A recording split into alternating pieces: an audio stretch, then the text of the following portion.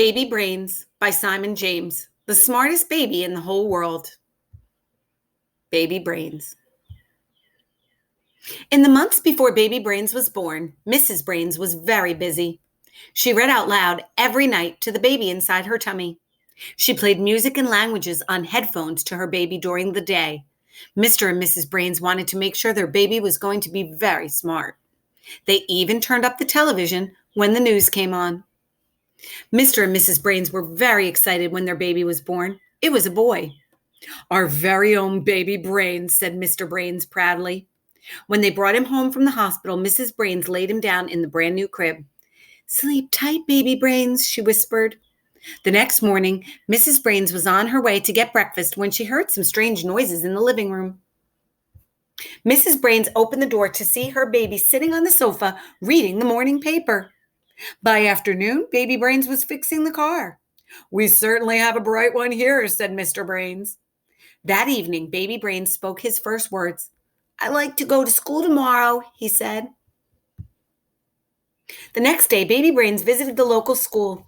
He sat down with the children and answered all the questions. The children were amazed. At the end of the afternoon, the teacher thanked Baby Brains.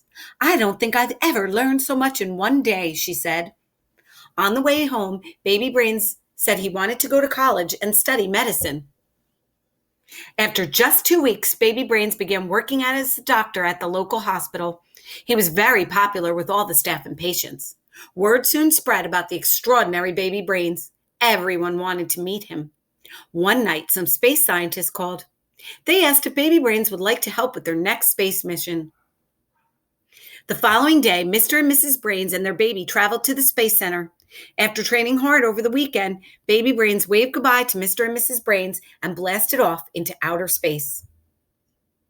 Everyone in the world held their breath as they watched Baby Brains take his first spacewalk. "Tell us how you feel on this special occasion," radioed ground control. Baby Brains looked up at the vast starlit sky above him. He looked down at the vast starlit sky below him. He looked at the whole world in front of him and mumbled something. "We can't quite hear you," radioed ground control. "Could you repeat that?"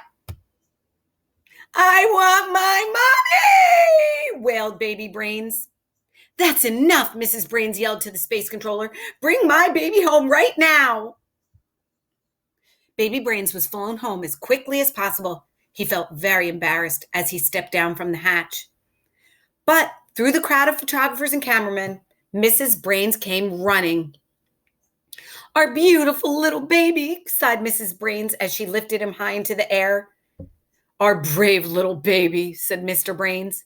"Can we go home?" asked Baby Brains.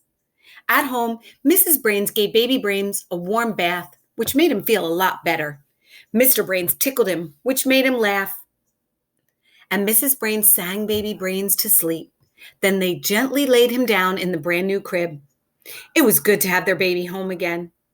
"Our very own Baby Brains," whispered Mrs. Brains. From that day on, Baby Brains spent most of his time at home doing the things that most babies do, except that is on weekends, when he still liked to help out at the local hospital. The end.